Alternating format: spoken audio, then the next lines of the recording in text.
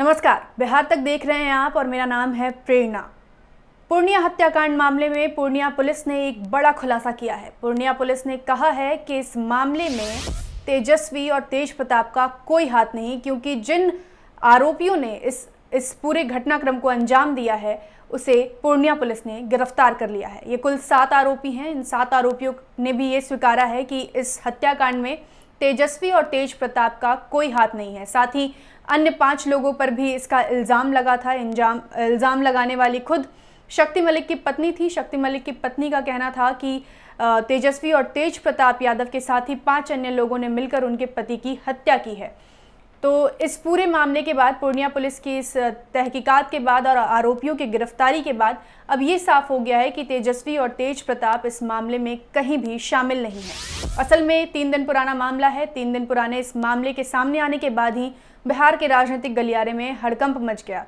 BJP और JDU को एक नया मुद्दा मिल गया और वो लगातार आरजेडी के नेता तेजस्वी और तेज प्रताप पर प्रहार कर रहे थे। उन्होंने हर प्लेटफॉर्म से ये सवाल किया कि आखिर तेजस्वी और तेज प्रताप के खिलाफ कार्रवाई क्यों नहीं हो रही है। इसके विरुद्ध जाकर मनोज झा ने एक प्रेस कॉन्फ्रेंस भी की। प्रेस कॉन्फ्रेंस में मनोज झा ने बड़े ही कॉन्फिडेंस के साथ कहा कि अगर इस मामले में तेजस्वी यादव आरोपी पाए जाते हैं तो आप उन्हें फांसी पर लटका दीजिए। उसके बाद ही तेजस्वी यादव ने भी पत्र लिखकर नीतीश कुमार से इस मामले में कार्रवाई करने की मांग की और कहा कि उन्हें गिरफ्तार कर लिया जाए और उनसे पूछताछ भी किया जाए। लेकिन अब जैसे ही उन्होंने ये खत लिखा, उसके थोड़ी ही देर बाद पूर्णिया पुलिस ने यह खुलासा किया कि मामले में जो आरोपी हैं उनकी गिरफ्तारी हो गई है और कुल 7 आरोपी हैं जिन्होंने इस घटना को अंजाम दिया है। आरोपियों का कहना है कि यह लेन देन का मामला था, पैसों के लेन देन का मामला था, क्योंकि शक्ति मलिक सूद पर पैसा दिया करते थे और इसी को लेकर तगादा किया करते थे लोगों से पैसों का। इसी को लेकर विवाद था और इसी के बाद इन 7 आरोपियों ने मिलकर उनकी हत्या कर दी। ये 4 तारीख को जो खजांची हाट थाना अंतर्गत शक्ति मलिक का हत्याकांड हुआ था, जिसमें अर्ली आवर्स में लगभग 7 बजे के करीब 3 अज्ञात अपराधकर्मी जो मुंह पे नकाब लगा के आए थे, जिन्होंने हत्या कर दी थी, उस मामले का पूर्णिया पुलिस के द्वारा पूर्ण रूप से उद्भेदन कर लिया गया है। जिसमें घटना में मुख्य रूप से जो मास्टरमाइंड शामिल था, उसके अलावा घटना में जितने भी शामिल लोग थे, कुल अनुसंधान के क्रम में 7 लोगों को हम लोगों ने एस्टेब्लिश किया है, जिन लोगों ने मिलकर के घटना कारित करी थी। उन सबका जो है सबकी अरेस्टिंग हो गई है। जिस वेपन से मर्डर कारित किया गया था, उस वेपन को भी हम लोगों ने रिकवर कर लिया है। और उसके अलावा आप लोग ने देखा भी होगा, शक्ति मलिक ने जब स्ट्रगल किया था तो उसके यहाँ पे चाकू वगैरह के निशान थे, तो जिस चाकू से उसको वार किए गए थे, उस चाकू की रिकवरी की गई है। तो घटना किस प्रकार से हुई थी तो उसको मैं आप लोग को बताना चाहूँगा। इसमें हम लोग ने ह्यूमन इंटेलिजेंस के अलावा तकनीकी अनुसंधान का भी सहायता लिया था। इसमें ये आप लोग को देख सकते हैं, जैसे कि ये लाल से दिखाया जा रहा है वो प्लेस ऑफ अकरेंस है वहाँ पे। उसके अलावा जितने भी अभियुक्त हैं, इनका हम लोग ने तकनीकी अनुसंधान किया तो पाया कि सब लोग घटना की लगभग 500 मीटर से 1 किलोमीटर के रेडियस में सभी लोग आ गए थे। सारे टावर लोकेशंस हैं उनके, जितने भी अभियुक्त है। उसके बाद इन लोगों ने नेक्स्ट आइए, ये देख सकते हो आप, उससे लगभग 300 से 400 मीटर की दूरी पे एक बड़ी मस्जिद है, वहाँ पे ये लोग इकट्ठे हुए थे। ये लोग 2 मोटरसाइकिलों से आए थे। इन्होंने मोटरसाइकिल अपनी नज़दीक में जो है मदरसे के पास खड़ी कर दी थी। उसके बाद उस मस्जिद के पास ये लोग इकट्ठे हुए थे, इंतजार कर रहे थे।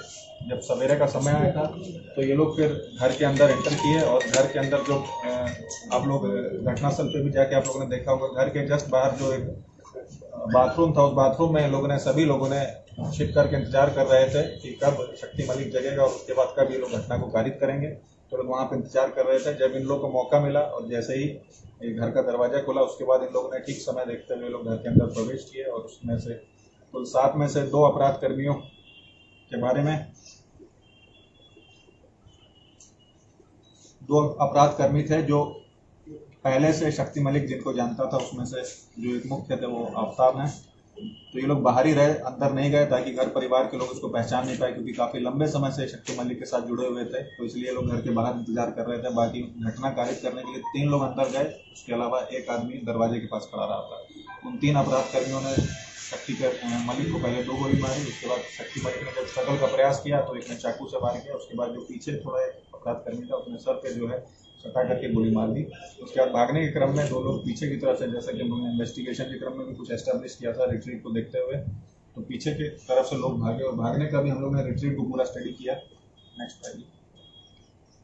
ये आप देख सकते हैं 2 अपराधकर्मी घटना कारित करने के बाद से कैसे ये जुनैद और अफरोज जो ये दिखाई पड़ रहे हैं, ये लोग भागे हैं, इनका हम लोग को फुटेज प्राप्त हुआ। इसके अलावा एक अन्य अपराधकर्मी जो सलीम है, उसका भी भागते घटना करने के बाद ये लोग जब भाग रहे थे तो उसका फुटेज प्राप्त हुआ है। और नेक्स्ट, और भाग करके इनमें से लगभग ये 4 लोग जो है रंगपुरा के थे। वहां पे लोग जाके असेंबली पॉइंट पर जाकर के आप देख सकते हैं सभी अपराधकर्मी घटना कारित करने के बाद रंगपुरा में गए हैं और रंगपुरा में इन लोग ने वापस असेंबल हुए हैं। उसके बाद से आप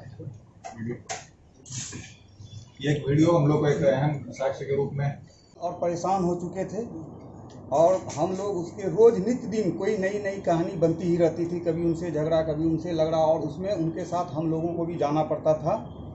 और हम लोग सर उनको ब्याज ससमय देना चाहते थे, देते भी थे, लेकिन सर वो बोलते थे कि हम 10% पर पैसा देंगे, और जब उनके मन के हिसाब से हम लोग नहीं चलते थे तो वो बोलते थे कि आपका स्टाम्प ब्लैंक है और अब 10% नहीं, अब आपसे 20% लेंगे और 20% की आपको भरपाई करनी होगी।